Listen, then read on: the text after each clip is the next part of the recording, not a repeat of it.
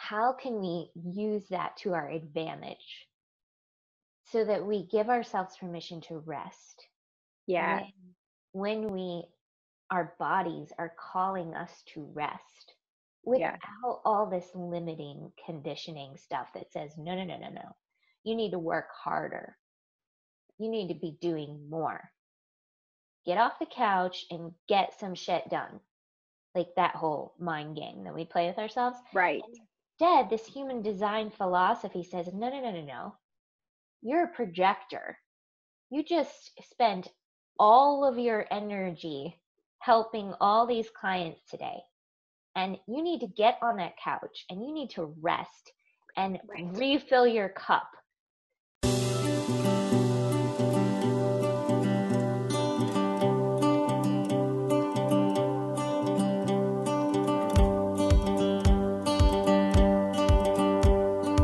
Welcome, Amy. Here we are. I'm super excited to be doing an interview with you, the interview of wisdom from the everyday woman.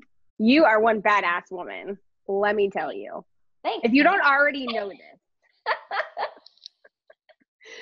So first, I just wanted you to maybe tell me or us a little bit about you. What is it that you do? Because I know you're in a couple different things between BodyMind coaching and human design and Thai massage. So give a little bit of an overview of the amazingness that is Amy. Oh gosh. This might take a while. I'm kind of complicated. and I love that. We got all day. We're good. Yeah. Oh wow. So let's see. I grew up an Army brat and knew that I was going to join the military from age 5. And I did. And I spent 15 years in the Navy. Nice. Yeah, that was kind of a lifetime incredible experience. Right? That was a different human. Yeah. And I think back to the paradox that was my life because I was in such a masculine dominated world. Mm-hmm. And I was searching for softness, everywhere I could. And that's how I found yoga.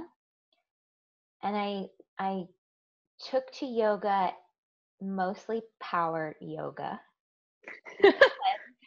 I was trying to filter out, I think, some of that masculine energy, just get it out of my system. And that felt like the appropriate thing to do. Hot, really hard, intense power yoga for years. And it served me. It was what I needed at the time. But once I got out of the military, I just sort of had an identity crisis. Mm-hmm. And I kept thinking, well, what did I normally do when I was stuck? I normally did yoga, just moved my body. Right. So I went back to my mat, and this time I just didn't have the energy or the oomph to do the power yoga anymore. Just couldn't do it. It was just didn't have it in me. I was just sort of just depleted. Right. Almost like you were really starting to enter a stage of receptivity. Yes. And forced rest. Don't you just love that? Forced? Yeah. Forced. I couldn't move my body, so I just had to rest. But it was comforting to be back on my mat. Right. And so I started to experiment a little bit with restorative yoga and gentle yoga and yin yoga.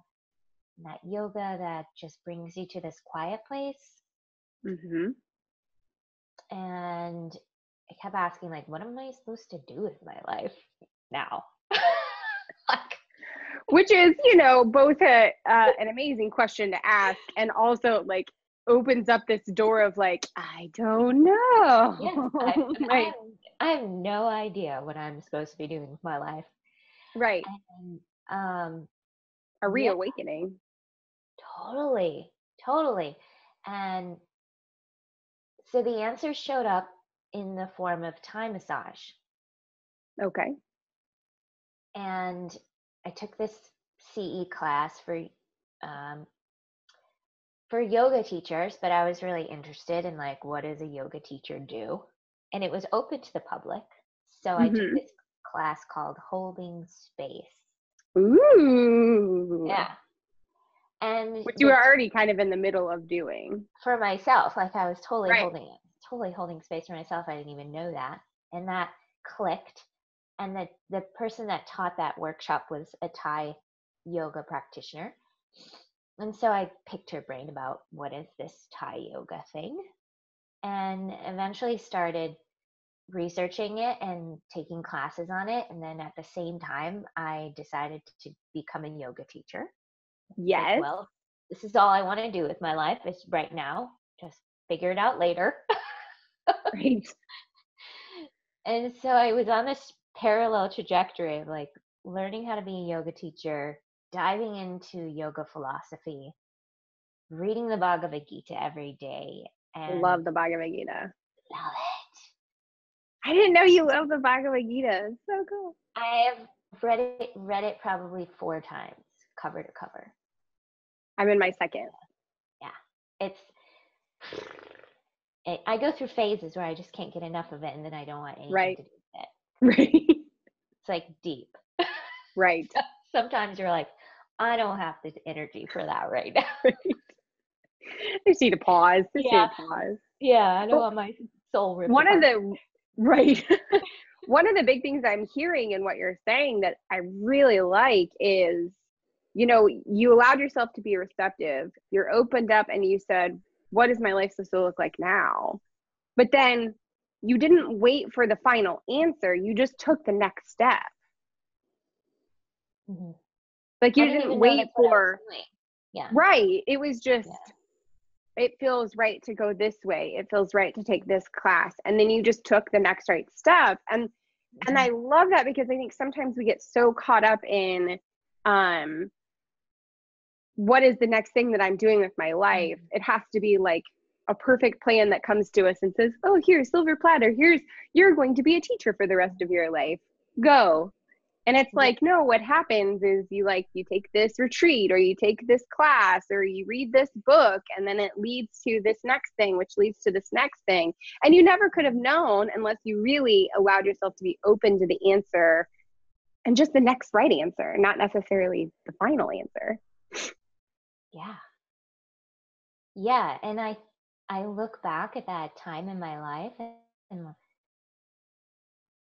I think what allowed me to do that is because I was so depleted that I didn't have the energy to resist my normal patterns, my normal limiting beliefs.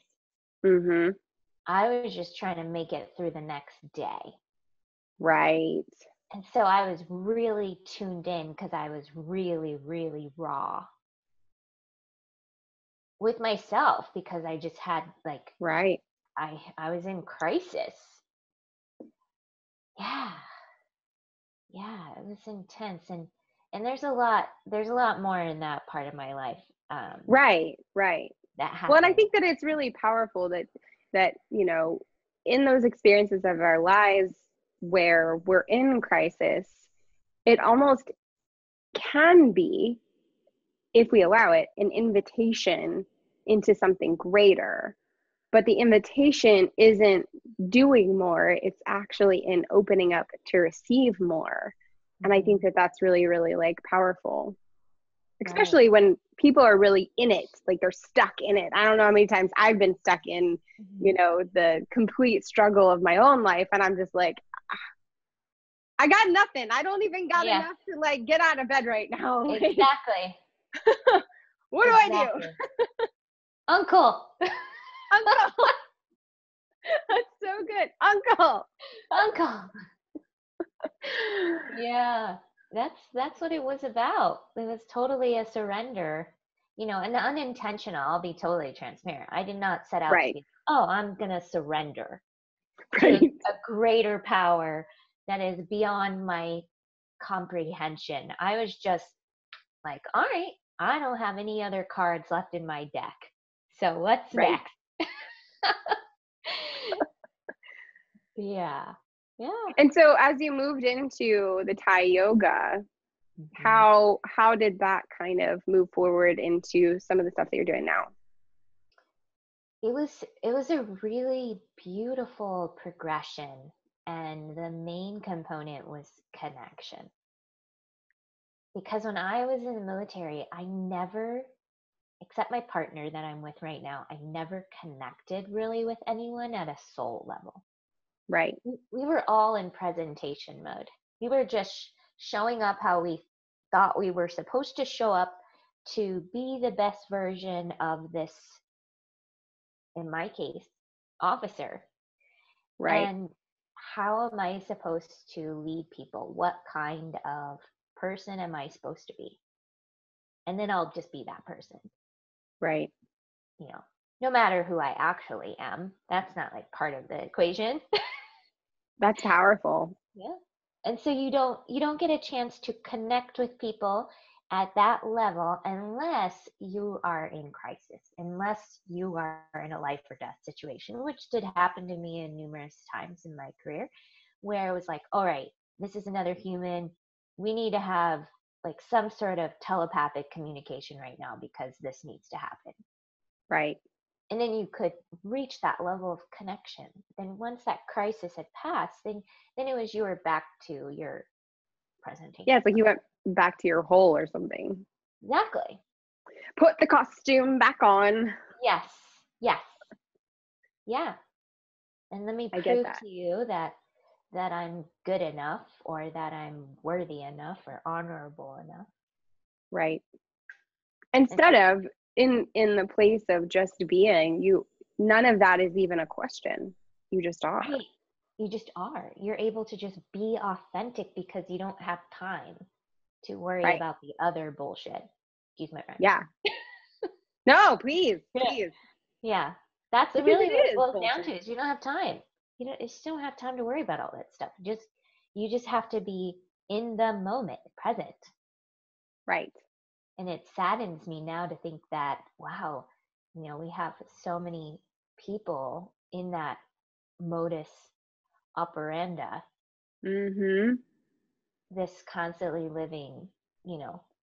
I kind of see it as like the shuffling of the masks. It's like I'm going to put on the mother mask, then I'm going to put on the daughter mask, then I'm going to put on the wife mask, then I'm going to put on the friend mask, then I'm going to put on but in all of that, like, where am I? And when we keep doing that, then of course nothing is ever going to be good enough, because the mask is like the definition of who we need to become or who we need to be in order to be okay in other people's eyes. And it has nothing to do with who we really are. Right. Exactly. And I mean, to sum it up, I've spent almost 2 decades in my head, Yeah. completely disconnected from my body. And when I left the military, I had a medical record that was this thick. Like, Wow. it literally weighed like 20 pounds because of all the things that were wrong with me in my body because I was so disconnected. Disconnected. IBS, GERD, hiatal hernia, you know, Oh, endometriosis, migraines, tinnitus, you name it. Two knee, destroyed knees, and yeah. like a shoulder injury and a wrist injury, and like all these things that were like happening in my body, but I didn't have any awareness of it. And therefore, I couldn't connect with people in that way unless I had to get in my body in a fight or flight mode for survival. Right. Right. And so when I started doing Thai massage, I realized that was what was happening, is that I was so disconnected from my body. And once I could connect to my body, I healed myself. I healed myself, and I haven't been to the doctor in like 6 years. I mean, That's so powerful. I've had lots of self-care, acupuncture and chiropractic care and body work. And, that's my healthcare now. Whereas Right. before I was on a slew of medications and every imaginable, Thing that you can put in your painkiller. body. Yes. Yeah. Yeah. Yes. Painkiller, literally. Yeah. Yeah. So I It's couldn't get enough of Thai massage. I couldn't get enough of it for that reason, because it was a way for me to heal myself through connecting with people yeah. and getting them in their body. Yeah. Which helps you get more into your body. Yes. It Yeah. also sounds like even with I almost hear that a component of really getting into your body is really cultivating a powerful habit of being open and being receptive, Mm-hmm. right? So it's like the fight or flight allowed you to have a window to see what was possible, but kind of like the breakdown in life really allowed you to open that door and go into it. So what do you do now that you don't necessarily have the fight or flight? How do you continue to like cultivate the openness and the receptivity? Because like, how do you see that has become a part of your life? It's a great question. Yeah, what I noticed when I really started to tune into my own body and connect this being that I am as a whole being, was stuff started to dislodge, Dislodge. like unearth, Yes. shit that I had been holding on to since who knows when, that was like stuck in my body. And then once I said hello to it, then it was like showing up and asking me to integrate it in some way, and just really learning how to do that for myself. And then what I Mm-hmm. noticed was that was happening for my clients too. Yep. And I was scared of it because I didn't know how to hold space for them in that way. I could manage it when it was my own stuff. Mm-hmm. But when it was somebody else's stuff sort of coming to the surface and releasing, um, I I knew there was a way. I knew there was a really healthy way to hold space for them to process all of that. And so I started asking questions like, what do I do with all of this stuff Right. that's coming up? My stuff, their stuff, our stuff, what is all this? And that's when I found BodyMind coaching. Love it. And that was the answer. That was the model, the system that Right. I was looking for. And I took that system and ran with it for my own healing. Mm-hmm. And then by doing that, I attracted clients who were ready for that kind of healing too. Right. That like deeper next level healing. Right.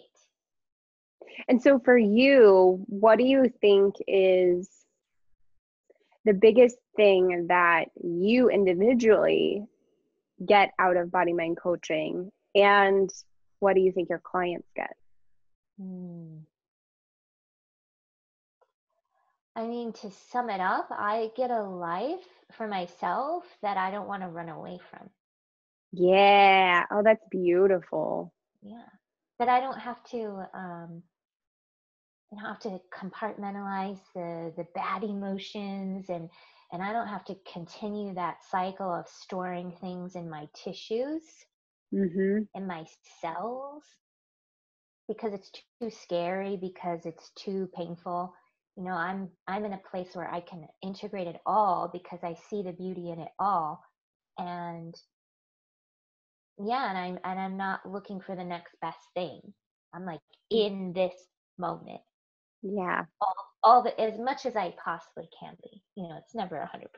Otherwise it'd Right. probably spontaneously combust, but No combusting. yeah.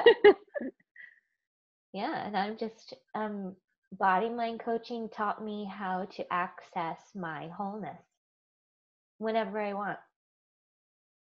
Even when I'm That's so awesome. depleted, because I'm still vulnerable to that, as we all are. Right. And what I'm learning through human design is that some of us are more susceptible to faster depletion than others. So And tell us a little bit about human design, because I am excited for people to learn about the yeah, HB. I mean, body mind coaching is this whole thing. It's really like body mind world Uh-huh. in Yeah. theory. Like it's not just we have a mind and we have a body and connecting the two. It's like no. Once you can access that wholeness, then you have access to everything else that you are connected to. The whole thing. The Absolutely. whole thing. And human design came to me through another body mind coach, Christine in Alaska. Hi, Christine. Thank Yeah. you. And it sort of rocked my cerebral brain for a little bit. I think as it does everyone who starts to Yeah. look up human design. Yeah. It took me a while to where I could fully embody it. But I'm really grateful that it can be a little bit brain heavy because mind heavy, because there's a chart and there's gates and there's astrology and there's planets and there's your zodiac sign and there's all these elements. Uncle. Yeah. It's just a lot of brain stuff. And at first I like latched onto that part. But what I'm working with now is, okay, how can we take our energy types that we are according to our human design? How can we use that to our advantage so that we give ourselves permission to rest Yeah. when our bodies are calling us to rest without Yeah. all this limiting conditioning stuff that says, no. You need to work harder. You need to be doing more. Get off the couch and get some shit done. Like that whole mind game that we play with ourselves. Right. Instead, this human design philosophy says, no. You're a projector. You just spend all of your energy helping all these clients today. And you need to get on that couch and you need to rest and refill your cup right now. Right now. And it's this whole understanding of like, okay, we all have different amounts of energy that we have access to, and it's not a cookie cutter system. Absolutely. Which is one of the things I love about it. Yeah.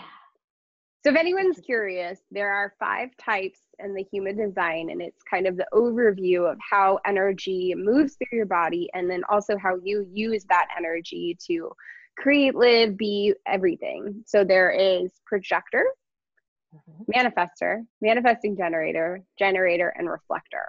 And so each one has a breakdown of how the energy works. If you want to look up your human design, please Google human design and you can find a free chart. You just need to know where you were born and the time and the date, of course, and then you can look it up, and it's pretty amazing. So I'm a projector, and I have learned a generator. And we are literally energy-wise exact opposites. Yes. But when we both honor our energy types, which, as you're saying, and really one of the things I love about your journey is it's been a journey of integrating into the depth of your body and the intelligence that is in the body, so that anything that comes to you that's kind of new understanding, even the human design, I mean, it's all about integration from your authority being in your body, in your gut, rather than in the head, which is where so many of us try and live our life. Right. And it dawned on me the other day that, human design, you have an inner authority. Everybody has a different energy center within their body that is their authority. That is like the CEO of their being that they should always check in with before they make decisions. And not one single energy type has an authority in the head. I love that. I love it.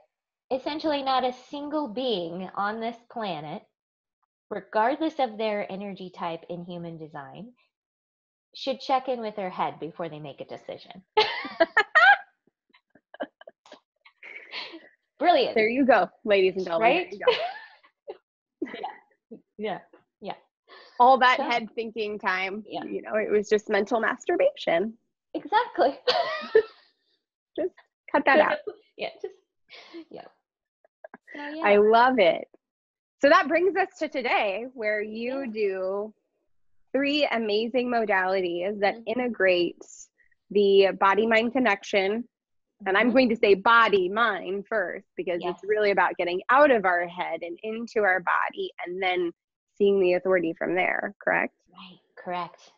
So correct. That's awesome. And so now you bring that to all of your clients, right? Yes. Yeah. Which is amazing. Yeah. Amazing. So one of the things when you were talking that I kind of wanted to ask you about, if you have somebody that, let's say there's someone watching this that is at that point where they feel the things coming up and they know that they need to integrate it, or they at least feel it coming up, but they've maybe spent most of their life running from that, right? How can you, what is something that you can give them to encourage them to take the next step forward, to really face it, integrate it, look at it, allow it to move, whatever that needs to look like? What advice would you give?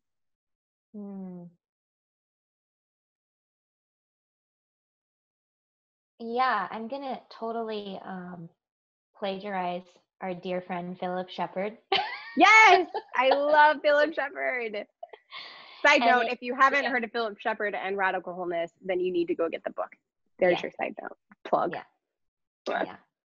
And he taught us this really simple mantra / philosophy. And it's 4 things: breathe, rest, receive, and integrate. Yeah. And I'm learning by applying those things in my own life that when I'm feeling stuck, when I'm feeling on the verge of like, I know that I'm in sympathetic nervous system, I know that I'm in flight mode or freeze mode, or there's just anger and I just want to like punch something. I'm feeling all those things, and sometimes they're different. One day it might be one version of sympathetic, and the next day it might be another version. And it's just being able to walk that path that we are all sacred and divine. And when we can just drop down from the head and drop into our body and feel into our wholeness, and we can breathe into that wholeness, that immediately elicits this desire to just rest there. Yes. Because it's so profound when you can drop down into the body and just feel yourself breathing, feel your heart actually beating. Yes. And then from that place of resting, then we're able to open that portal and receive whatever answers we're looking for. How do I get unstuck? Well, let me just listen. Let me just rest and listen and listen and listen and listen. And then the answers just come in. And that's when we know, okay, this is how I'm meant to integrate this. What do I need to do in this moment to integrate this emotion that's coming up, this memory that's coming up, this pattern, this limiting belief that keeps showing up, this fear that keeps poking me in the back of the head, Right? And that's when we're able to receive, that's when the answers for integration show up. Do I need to, do I need to move my body? Do I need to go on a walk? Do I need to write? Do I need to sing? Do I need to make art? Do I need to scream? Do I need to? Yeah, dance wildly in the living room? Do I need to? exactly. Yes. And that integration piece, like what we are needing most in that moment to Yeah. integrate, that's what like clears the blockages and allows us to move forward Mm-hmm. in whatever way is appropriate for us. But if we miss that integration piece, then we're not moving forward from a place of wholeness. We're moving Right. forward from a place of fear, from a place of conditioning that says we have to, even though we're not ready yet. Yeah. Yeah. And then Yeah. that trickles into all of our relationships. All the everything else. Yeah. And I love the simplicity of the breathe, of the rest, of the receive, and of the integrates, because I love that it's, I kind of get that image of like, when you're a kid and you like bang your knee, or you like take a tumble and you run to your mom or your dad or your grandparent or whoever was your caregiver, and you're crying and you're like having a breakdown, and they're just like, they're there, take a moment, breathe, catch your breath. It's like they invite you in that moment to breathe and rest so that you can receive that, allow it to move through you, and allow yourself to calm down. And then you can like, in the act of those three things, it almost like the integration happens. So I love just that kind of like sensation of giving yourself that first, and trusting whatever comes up for the integration piece, whether that's the dancing or the art or the writing or the walk or whatever it is, really trusting yourself and then acting through it, Yes. I love it. Yeah. And the other thing I love too about your example is how often when we bang our knee on something do we immediately put our hand on it? Mm-hmm. And that touch, we're not like programmed that way. That's instinctual. Yeah. We're doing that in the moment because that's what the body needs. Right. Because it feels better when Right. you're that healing touch. Yes. And it also brings all of your attention into the body, not into your head. You're not like, oh, I banged my knee. Oh God, it hurts so much. Let me think my way through this. That's not what you do. You grab your knee and you're like, oh, the pain. Okay, just breathe through it. Yeah. Like instantly you're in your body. Instantly. And that is the answer to your question. That's what I help my clients see. Because they already know that. Right. Everybody knows that. Instinctually, we have all the answers that we are seeking within ourselves. I love that. Yes. And I 100% agree. As BodyMind coaches, we are here as like GPS systems, like, hey, turn right. Right. You're still driving. The client's Right. still driving the car. You're just helping them navigate to the answers that are already within them. I love it. Yes. Because I love it so much. Breathe, rest, receive, integrate. Like you said, from a very animalistic, primal nature, we already know that is the answer. Right. It's just sometimes and it's a very like divine receptive sort of like way of being.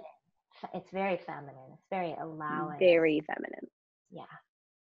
And even, we all have masculine, feminine energy. And, and I think the movement that's happening like as a collective humanity is we're starting to recognize that the imbalance in that the more we can tap into the feminine, the more we can receive those divine, innate wisdom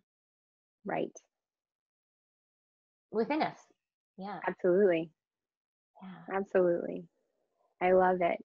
So I have one more question for you, and it's a little bit of a fun question. Okay.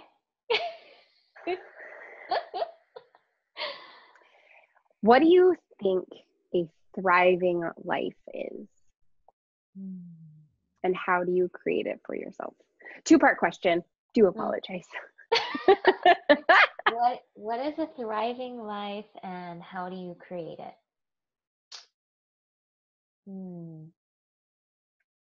I think my new awareness around what that means for me is a thriving life is when I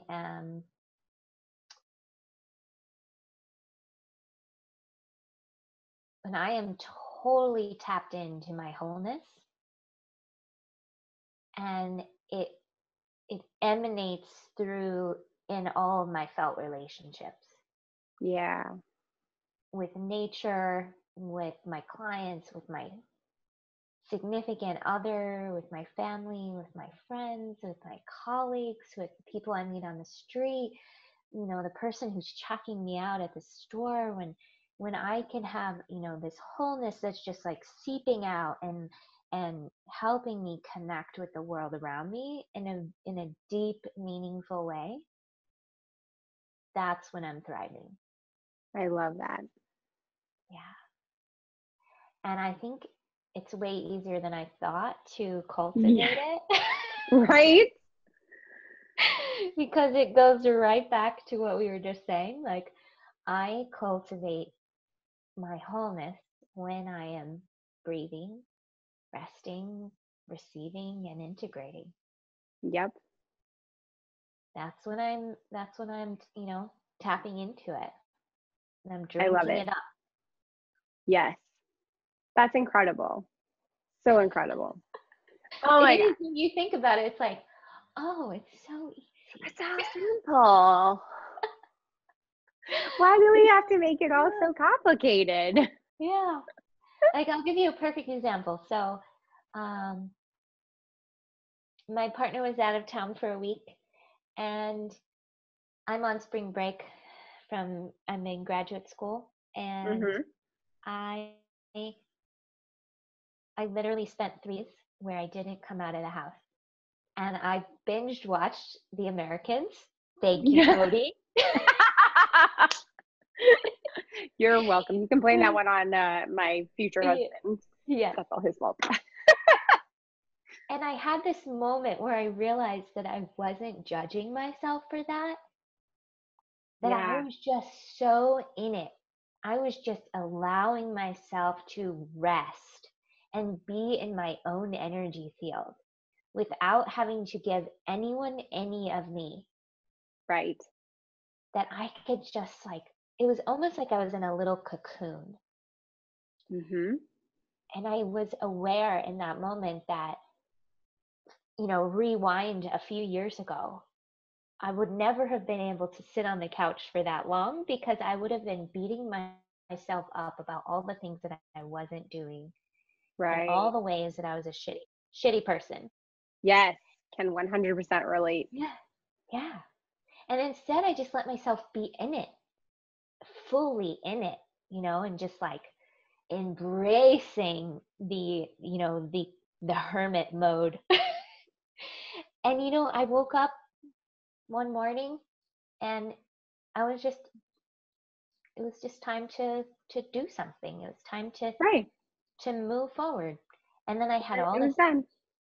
these epiphanies and all these answers just flooded in, all this new energy to create and live and experiment and get curious, and it just blossomed out of me.